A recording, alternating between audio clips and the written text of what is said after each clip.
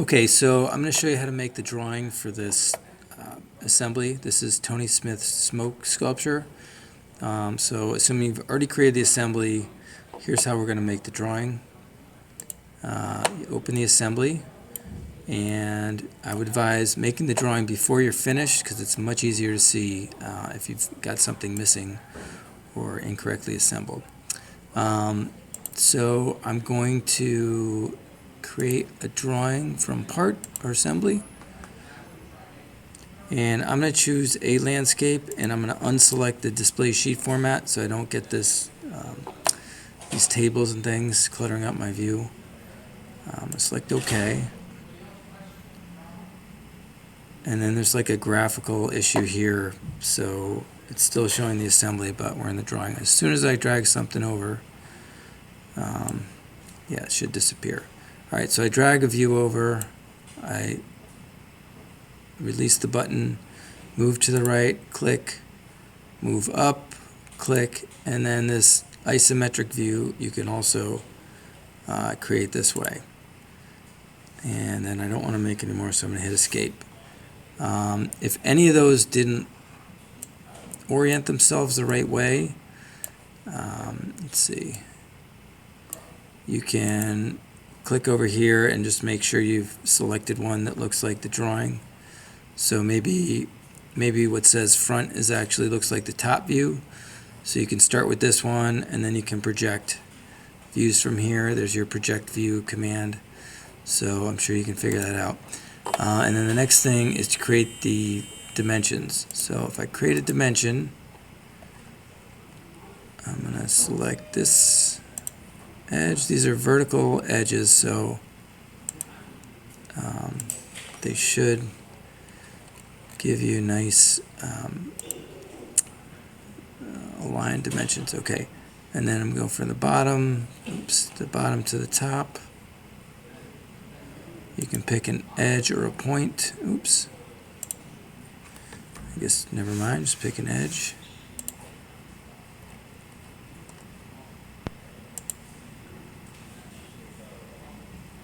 Kind of hard to pick here. Okay.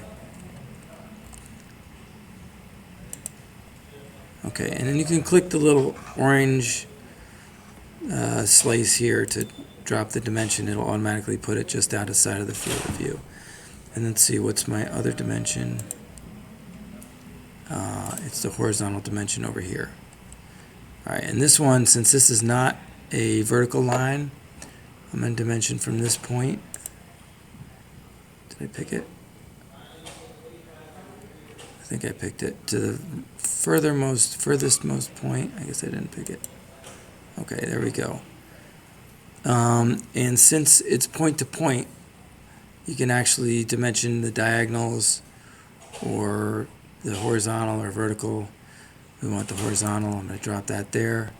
But I'm not done because my dimensions in the original are in feet and inches and fractional inches. So to do that, you go up here to your options and you select document properties and you select units, custom, and now here the basic units, the length, you want that in feet and inches. So it's the bottom, the last pick. You don't want any decimal places. And then you want fractions, 1/8 of an inch. So type 8 in here. You could do 16 or 32, but let's go with 1/8. And then over here where it says more, you want both of these checked, round to nearest fraction. And convert, I like the little hyphen in there, so I like that checked. So now when you check OK, you should see your dimensions in that format. If your dimensions are small, you can also change the default size for the dimensions.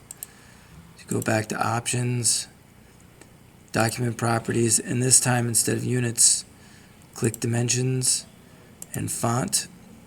So if you picked like a really large page size when you made this drawing, say you didn't pick A scale, you may want to bump this up to 0.25. I'll just make it's going to look really big, but There. So that's how you change the size of your dimensions.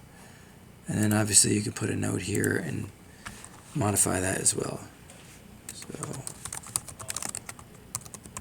So you want this drawing to look as much as you can exactly like the original.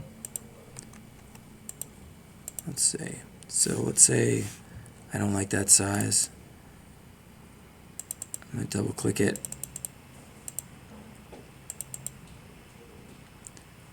And I can change the point or the dimensional size. Okay, that's it for this one.